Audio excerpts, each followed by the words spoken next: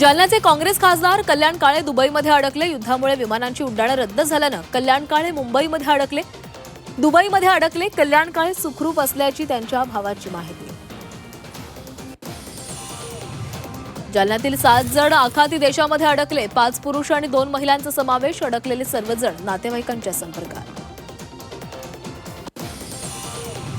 Iran Israel युद्धाचा नाशिकच्या कांद्याला फटका. विमानतळ जलवाहतूक बंद, त्यामुळे निर्यात ठप्प. नाशिक जिल्ह्यातील शेतकऱ्यांचं लाखोंचं नुकसान होणार.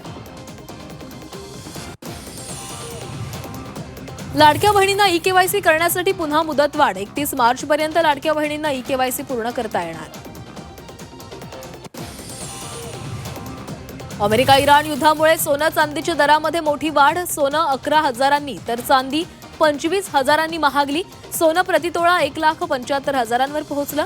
चांदीचे जीएसटी सह दर थेट 3 लाखांवर. होलिका दहन आज करावं की उद्या? नागरिकांमध्ये संभ्रम. तर आजच होलिका दहन करा, पंचांगाकर्ते दाकरू सोमण यांचं स्पष्टीकरण. होळीला येवला बाजार समितीमध्ये कांदा लिलाव बंद. सकाळच्या सत्रामध्ये भुसार धान्य लिलाव सुरू राहणार. शेतकऱ्यांमध्ये चिंतेचं वातावरण.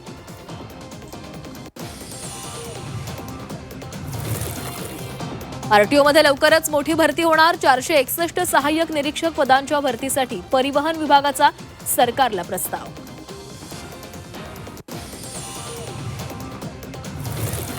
कोकणात जाण्यासाठी प्रवासाचा नवा पर्याय उपलब्ध. मुंबई ते विजयदुर्ग रोरो प्रवाशांच्या सेवेमध्ये दाखल.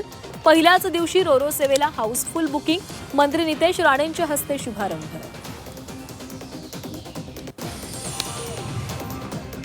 नवी मुंबईत मेट्रोची सेवा उद्या बंद. दुपारी 2 पर्यंत मेट्रोच्या फेऱ्या होणार नाहीत. धुलीवंदनामुळे मेट्रो बंदचा निर्णय. प्रवाशांना सहकार्य करण्याचं आवाहन.